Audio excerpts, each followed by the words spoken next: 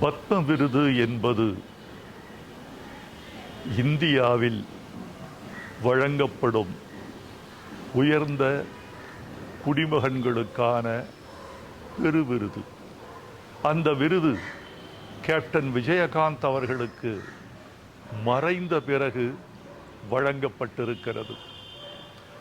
இருந்தபோது அந்த விருது பெறுவது ஒரு வகையான சிறப்பு.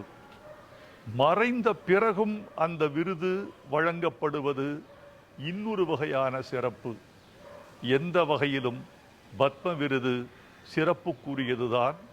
அது ஒரு சிறந்த மனிதருக்கு வழங்கப்பட்டிருக்கிறது என்பது எனக்கு மகிழ்ச்சி.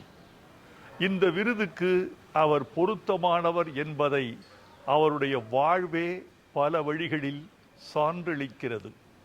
முதலில் அவர் ஏழைகளை உண்மையாக நேசித்தவர்.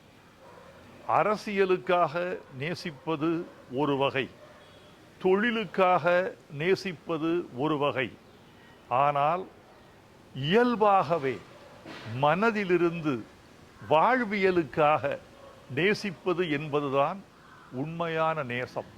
அந்த நேசம் அவருக்கு இருந்தது.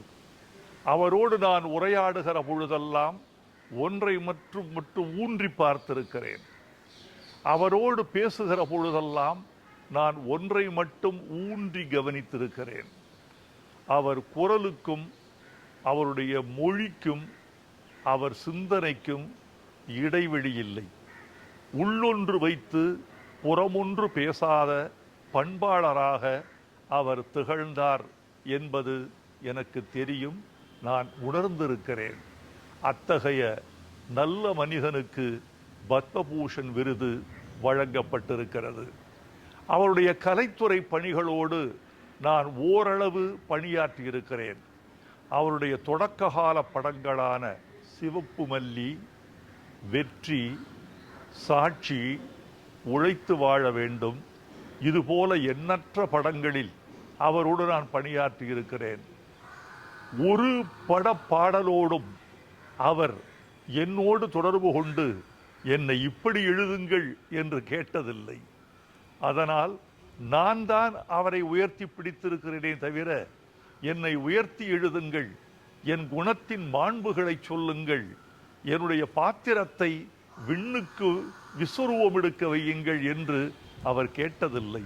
அதுவே அவருடைய நற்பண்புக்கு ஒரு எடுத்துக்காட்டாக திகழ்கிறது. மறைந்தும் மறையாமல் வாழ்கிற கேப்டன் விஜயகாந்த் அவர்களுக்கு சிறந்த விருதை இந்திய பேரரசு வழங்கியிருக்கிறது. அந்த விருதுக்கு அவர் பொருத்தமானவர், அந்த விருது அவருக்கு பொருத்தமானது. கேப்டன் விஜயகாந்தின் புகழ் நிலைக்க.